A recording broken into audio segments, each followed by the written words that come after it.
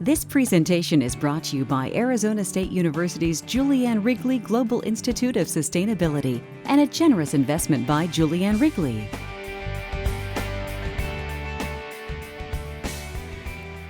Let's look at a slightly more personal example. This is my now 1-year-old when he was 3 weeks old, on his way to Vienna. Not Vienna, Virginia. This is Austrian Airlines. So his small carbon footprint hat is cute, but certainly doesn't apply to him anymore. He saw my parents in Austria now I think 3 times so far in his first year of life. Here's me flying to a climate meeting, a UN-sponsored climate meeting in Bangkok, bumped up to first class. Thank you, British Airways. It's a fruit basket here, and that's my laptop writing about climate safety. But no, I don't always travel. This was me coming here. So I don't always travel first class. But still, right? So I fly a lot. So yes, I do all the right things. I try to do all the right things. And then I do this. Right? The average New Yorker does not have a car, but the average New Yorker, of course, every vacation hops on a plane and flies. Right? And we all know the numbers here. So the average American emits about 20 tons of CO2. The average European emits about 10 tons. So as a double citizen, I get 30. But still, right? You look at this and there's something wrong with this picture. And people like us, essentially, the ones who understand this issue and know that every ton of CO2 emissions causes about $20 worth of damage, at least, are motivated to do something about this.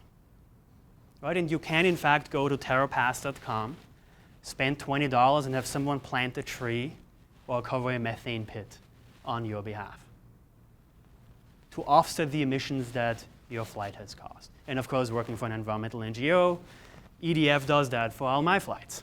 Lots of trees being planted. And I'm not saying that's a bad thing, right? We should be planting trees. We should be covering methane pits. We should be doing much, much, much, much more of that. But that's exactly the point. Right? Voluntarily spending the extra $20 simply doesn't get us there. Essentially for 3 reasons. Right? One is it doesn't add up to enough.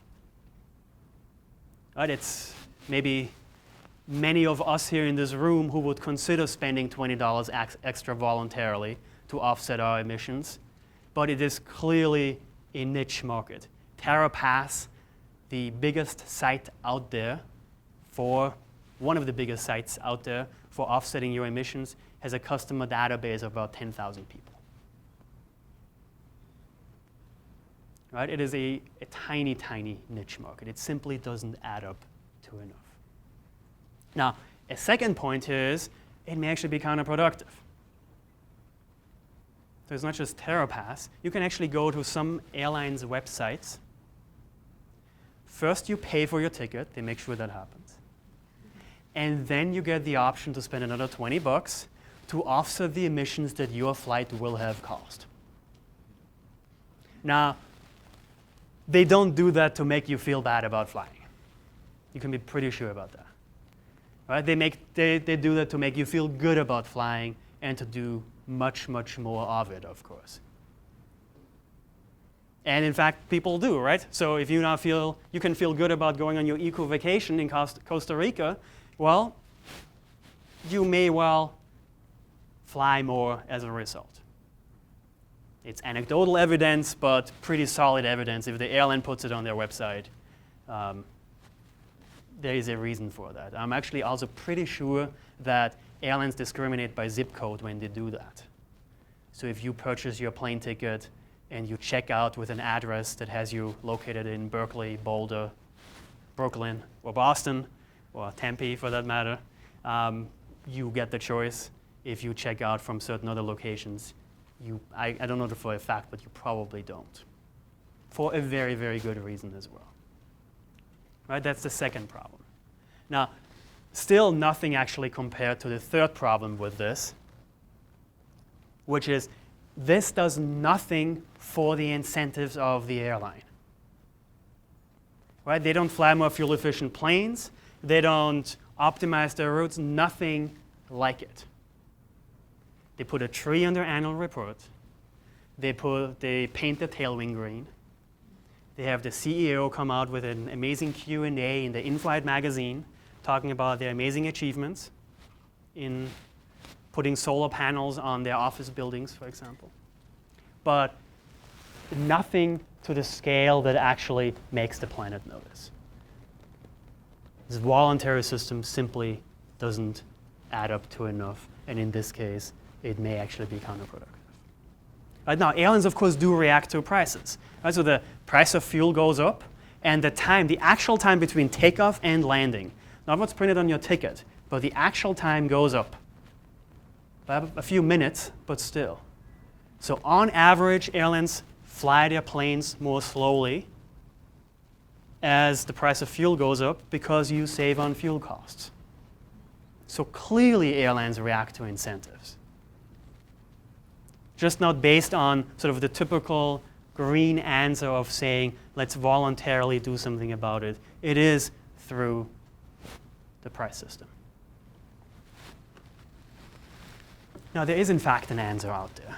It's the European Union, starting January 1st of this year, is incorporating aviation, all flights into Europe, within Europe and out of Europe, as part of its overall emissions trading system. It's not perfect. It translates to about $2 extra per transatlantic flight as opposed to the $20 worth of damage. It's about a tenth of the way. But still, it's a start, and it covers about 2 billion passengers a year, about a third of all global flights flown. So you can bet that the planet notices this. Right now, this is Europe, of course, right? The US is suing them over instituting that system. A few other countries are too. Happy to say that today, 5 Nobel laureates in economics came out in favor of this approach, which is very good for the economics profession. I'm not sure that the average US voter would change his or her mind based on this convincing letter. But looking at sort of these overall incentives,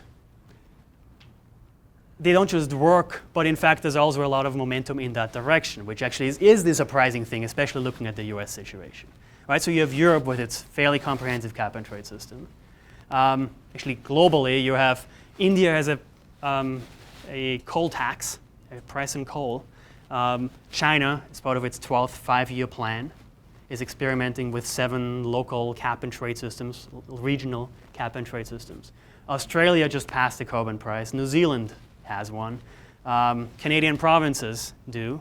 And even here in the US, California just passed a few years ago, but this past November it was instituted, the process was instituted, to have the most comprehensive cap and trade system of anyone, covering about more than 85% of California's emissions, decreasing them quite significantly, more so than the European system does.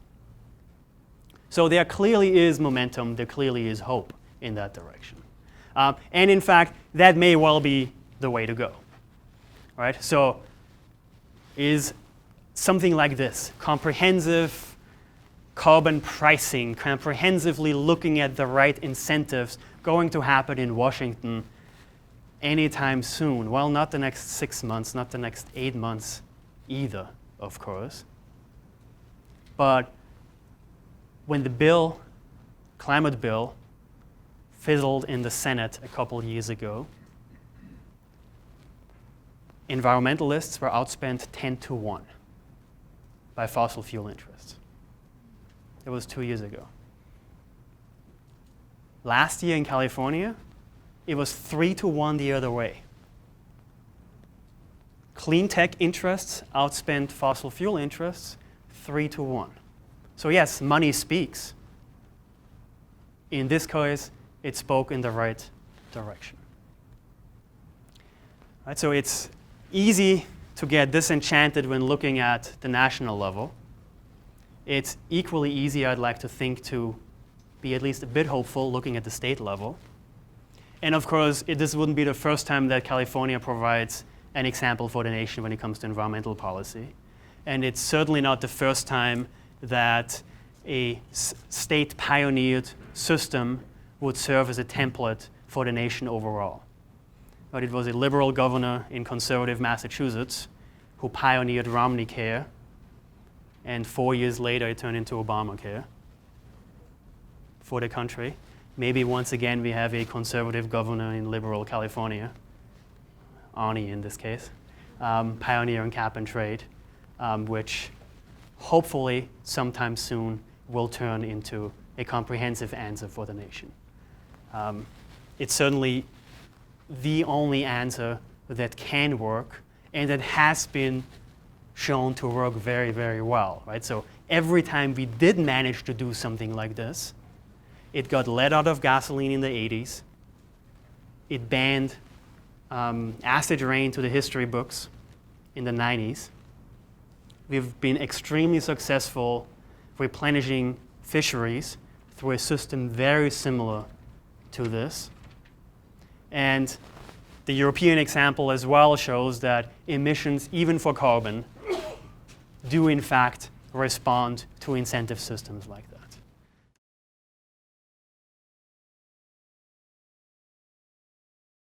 This presentation is brought to you by Arizona State University's Julianne Wrigley Global Institute of Sustainability for educational and non-commercial use only.